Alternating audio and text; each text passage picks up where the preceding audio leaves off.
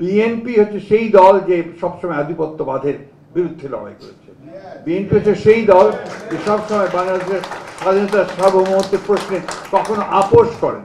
Fascist হাসিনার মুভমেন্টের শেষ পর্যায়ে আপনারা যেভাবে রাস্তায় নেমে এসেছেন আপনার পরিবারবর্গকে নিয়ে, এবং তার পূর্বে আপনারা যেভাবে সমস্ত ভয় ভীতিকে উপেক্ষা করে বিএনপিতে যোগ দিয়েছিলেন, আমি সেজন্য আপনাদেরকে অভিবাদন জানাচ্ছি। একটা বিষয় সবসময় আমাদের মনে রাখতে হবে যে এই বাংলাদেশের যে স্বাধীনতা 1971 সালে, এটা শহীদ প্রেসিডেন্ট জিয়া রহমানের যে ঘোষণা, সেই ঘোষণার মধ্য দিয়ে বাংলাদেশের আপামর জনগণ, জনসাধারণ এবং সেনাবাহিনীর অংশগ্রহণের মধ্য দিয়ে সফল হয়েছে। আমাদের ত্যাগ ছিল অনেক, লক্ষ মানুষ সেদিন আপনার শহীদ হয়েছে সেই পাক সেনাদার বাহিনীর আক্রমণে। আমাদের সকল বেশিরভাগ বুদ্ধিজীবীদেরকে তুলে নিয়ে যাওয়া হয়েছে। একটা বিশেষ রাজনৈতিক দলের লোকেরা সেদিন সেই ঘটনাটি ঘটিয়েছে, এটা আমরা সবাই জানি।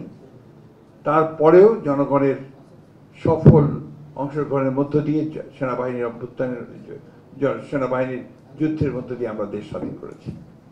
আজকে এই এত বছর পরে আজকে কিন্তু আবার আমাদেরকে সেই লড়াইটাই লড়তে হচ্ছে। সেই লড়াইটা হচ্ছে আমাদের বাংলাদেশের সত্যিকার অর্থেই একটা সুখী, সমৃদ্ধ, গণতান্ত্রিক বাংলাদেশ হিসেবে নির্মাণ করবার, নতুন করে দেশ করবার।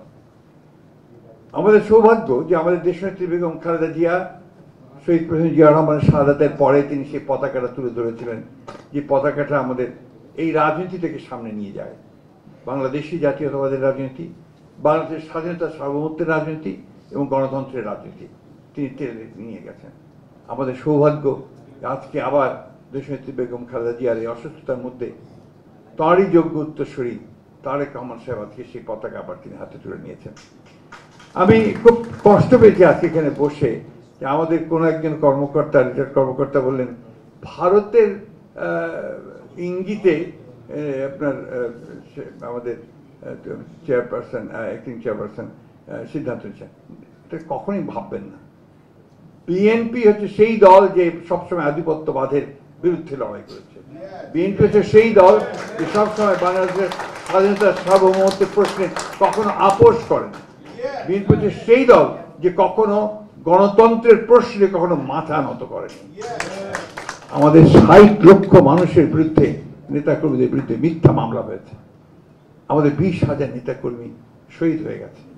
আমাদের 1700 নেতাকর্মীকে হত্যা করা হয়েছে। এনফোর্স ডিসঅ্যাপিয়ারেন্স আপনার তুলে নিয়ে যাওয়া হয়েছে।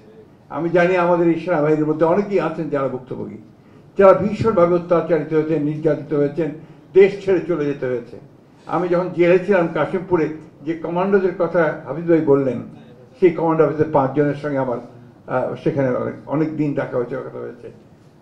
তাদেরকেও সেই একই দোষে, অর্থাৎ তারা নাকি তাপসকে হত্যা করতে গিয়েছিল, এই দোষে তাদেরকে 5 বছর করে জেল দেওয়া হয়েছিল। আমি আরো অফিসারকে থেকে জানি যাদেরকে বিনা দোষে শুধুমাত্র কোনো ব্যাপারে অভ্যুত্থান ঘটাতে যাচ্ছিল, এই সমস্ত দোষ দিকে তাদেরকে জেলখানায় পাঠানো হয়েছে। সুতরাং এটা একটা ইন্ডিভিজুয়াল লড়াই নয়, এই লড়াইটা কিন্তু কালেকটিভ লড়াই। একদিকে জনগণ, একদিকে রাজনৈতিক দল, আর একদিকে আপনার দেশপ্রেমিক সেনাবাহিনী, সবাই মিলে একসাথে কিন্তু আমরা এই লড়াইটা লড়েছি, এই লড়াইতে আমরা জয়ী হয়েছি। এখন যেটা দায়িত্ব এসছে আমাদের সামনে, যে এই লড়াইয়ে আমাদেরকে চূড়ান্ত বিজয় অর্জন করতে হবে।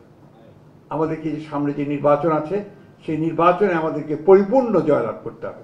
আপনারা নিশ্চয়ই লক্ষ্য করেছেন একটা রাজনৈতিক দল ধর্মকে ব্যবহার করে, যারা 1971 সালে আমাদের স্বাধীনতার বিরোধিতা করেছিল, সেই দলটি আজকে আবার সেই ধর্মকে সামনে নিয়ে এসে মানুষকে বিভ্রান্ত করে, বিভিন্ন অপপ্রচার করে আজকে জনগণকে বিভ্রান্ত করতে চাইছে।